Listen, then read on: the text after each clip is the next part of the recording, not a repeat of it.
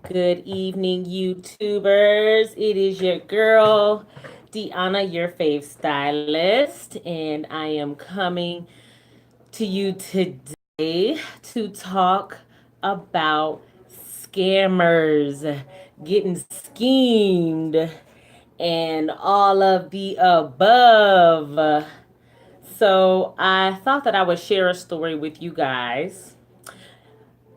First of all, thank you for tuning in.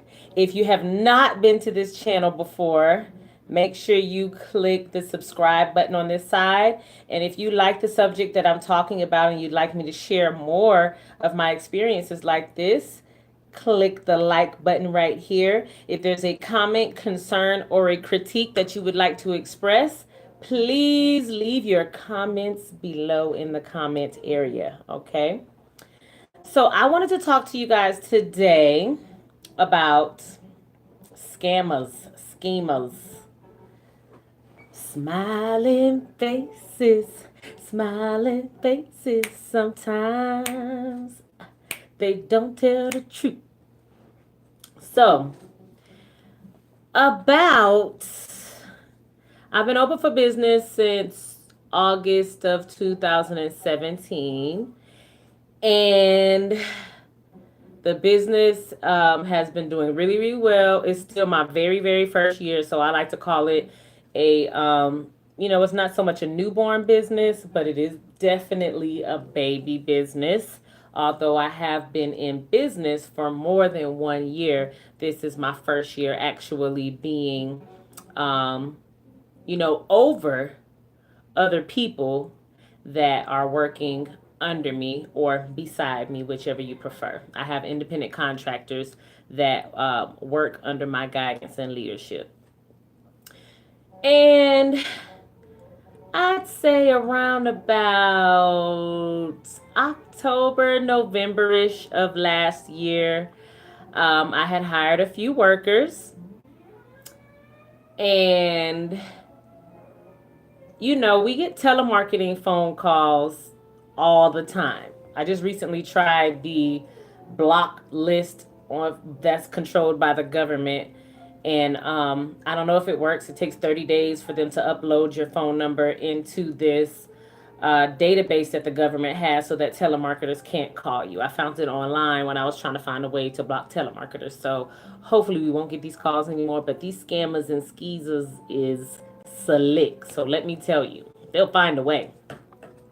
So last year, October, November, sometime, I had a young lady working with me.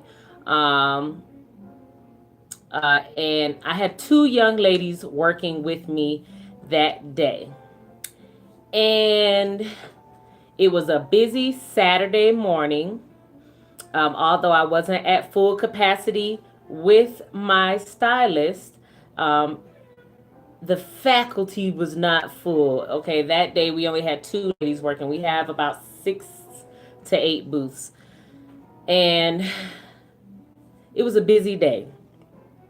And I'm getting a phone call, and I'm answering the phone like, "Hey, how you doing? Thanks for calling Melvirus Hair Studio." And the person on the other line proceeds to say, "Hey, can I speak to the manager? Can I speak to the owner?" I'm like, "Yeah, that's me. What can I do for you?" And they're like, "Okay, so we just wanted to let you know, hot dog. We just wanted to let you know that your account for your electricity bill is um, about to be disconnected. We're about to disconnect your lights because you're behind in your electricity bill, and we are sending someone right now." Immediately, I'm like, "Oh my God, it is a busy Saturday morning. If they come and cut my lights off right now, that's going to be really embarrassing for one. And for two, we got clients up in the salon right now, so that's gonna look real unprofessional if the lights get cut off in the middle of all this, right?" So I'm thinking I've got a client in my chair that's waiting to get her hair done. I've got two hairstylists working on one head of individual braids, one of which, whom I hired, did not at the time have the skill set to do individual braids, but I did not know that because I kind of was lied to by that individual, and I was not thoroughly assessing whether stylists could do something. Because sometimes when you hire independent contractors, it's almost like you have to just trust. Like you can't have them perform every single hairstyle to see if they can do it. So what I've done now is I give them a 90-day trial so that I can kind of see where their head is at and where their skill set is at. And so they already come in with the understanding, knowing that if you don't fit the bill in 30, 60, or 90 days, then you will no longer be a part of Mel Bowers Hair Studio. So they're not officially on the team until their 90 days is up, right? Anyways, I've got one hairstylist that's helping her, and then another stylist that is actually supposed to be doing the service but doesn't really know how to do the service. So I'm thinking, oh my God, I've got to worry about making sure this little girl gets a proper head of singles. I've got a client in my chair that needs to get started, and now these people are calling me about my light bill. Oh my God, did I pay my light bill?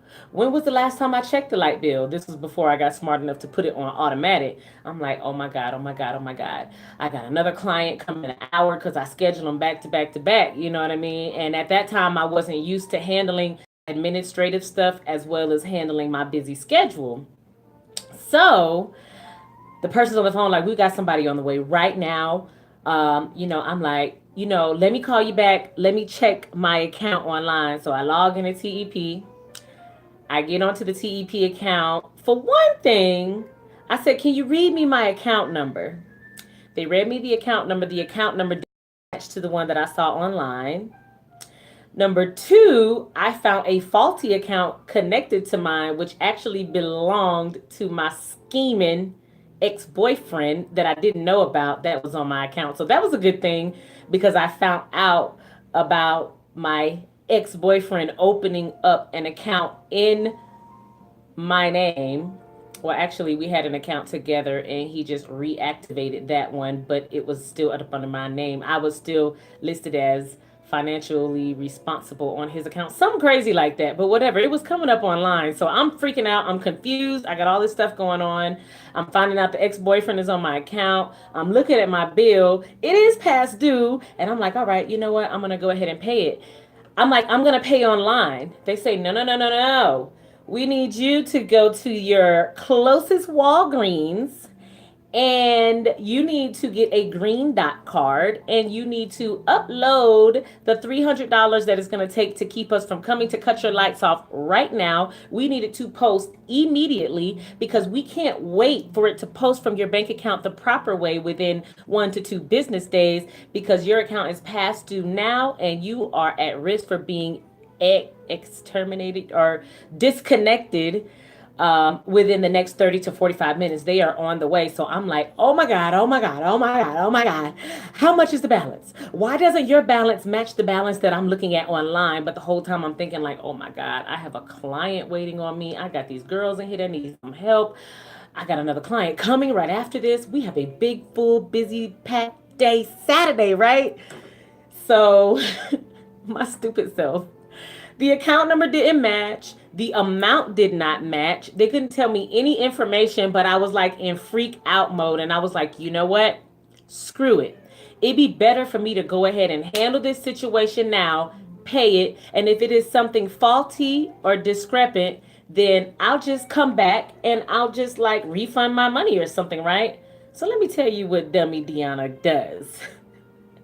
I go to Walgreens to go get a green dot paper and I call them back with the green dot card I meant. And they're like, yes, what's the green dot card? And something in my spirit was like, D, you need to check into this some more. So I call the landlord. I'm like, hey, Mr. Bill, they're talking about they're going to cut the lights off because he's also a business advisor of mine too. And I'm like, hey, they're about to cut the lights off. What should I do? He's like, D, TEP is usually closed on the weekend and they usually don't call you when they're about to disconnect. They usually just disconnect you. He says, you know what? He's really good about having my back. He's like, don't worry about it. I'm on the way up there. I'll come. He comes up there. He's like, yeah. By the time he has come, I've gone to get the green dot card. I've called the people back. I'm on the way home. I'm crying because I'm stressed out and it's a lot of stuff going on. I get to the house, the schemers and scammers is still calling my phone, and they're like, ma'am, what are you going to do? You know what? Let me let you talk to my supervisor. And of course, their name is always John, Jimmy, Henry, or something like that. So I'm still not catching that these are scammers, skeezers, and in betweeners. And I get in the house, and I've got one of the stylists shampooing my client for me. And I'm looking at my schedule like, oh my God, I got to get back to the shop. And I'm like, ugh. So I get home, I find my bill. It still doesn't match, but I said, you know what? I just really do not want to risk my lights getting cut off while I have clients in the salon. So what did I do? I had already had the green dot card with the $300 on it. I call them and I give them the number. And immediately when I did it, they acted so professional and thank you very much, ma'am. We are going to dispatch out to our TEP driver that they no longer need to come and disconnect your services. We thank you and blah, blah, blah. And before I was like crying all on the phone with them and all this stuff. And they're like, ma'am, we understand. Let me help you. When they heard the tears, they knew that I was breaking down. So they was like, we got her, right? I was so embarrassed when it happened. And and then one of the reasons that I did pay it was because when I called them back and the answer machine picked up, it was the TEP voicemail. So I was like, okay, well, TEP is on the voicemail. Surely something, so it's all this confusion and stuff going on. And as soon as I got done paying it, I called back and they did not answer the phone. Immediately, I knew I had got scammed, skeezed, and in between. Yes, I did. So I felt so horrible, so embarrassed, and so ashamed the first day that I felt for such a mean and financially crooked trick that I didn't tell anybody because I didn't want people to be like, oh my God, girl, you are so stupid. How could you fall for that? None of the information was matching up. But under moments of stress, for me, the thing is, I like to eliminate the stress immediately so that I can come back and to deal with it at a more leveled and balanced moment when my brain is that way, my energy is that way. I can think clearly, but I can't think clearly when it's like a bunch of different things coming at me. My thing is get rid of the stress immediately. So the moral of this story is pay attention to your paperwork as a salon owner or a business owner so that when people do try to scam and skeeze you and in between you, you already know I paid my bill yesterday, boo boo. It's set up on automatic. So I know they tried to get me again this year. I said, my TEP is on automatic, brother. Don't call here no more. Click. Y'all got me last year. You won't get me again. Number two, if the information is not matching what they tell you, I don't care how busy you are. I don't care how stressed you feel, what mistake you feel like you may be making by not following up with these people. If the information doesn't match up with what they put on the paper, do not, I repeat, do not give them any money. If they ask you for a green dot card, don't, because most places you can pay for it and you will get a confirmation number, and the confirmation number is justifiable enough. And they will be like, okay, that's a TEP confirmation number. We're not going to cut your stuff off, my silly self. What is another lesson from this? Scammers are really smart nowadays. They are actually calling electric companies and like recording the electric company voicemails and prompts and putting it on their phones. If it don't feel right, don't move forward with it, because if you're staying on top of your bills and paperwork and stuff like that, then without a doubt this doesn't feel right. Luckily for me, the only good thing that came out of this is I found out that my ex-boyfriend had an electricity account in my name, and I had an opportunity to attempt to get that cleared up. So, yes, and electric companies don't call you. They send you notices in the mail, and when you don't respond, they disconnect you. Yeah. So that was my story about how I got scammed, skeezed, and in between by some foreign people, probably across the seas on a computer somewhere. And that is my spiel for today. I thank you guys for tuning in. I hope that my experience helps somebody else to run their business and to stay up on top of things. Because had when someone shared this information with me, I would not have gone through that. Um, Afterwards, I did report it to Green Dot. I reported it to Tucson Police Department. I reported it to TEP and anybody else that wanted to hear my story. I still didn't get my money back. I had to write it off as a loss whenever I did my taxes.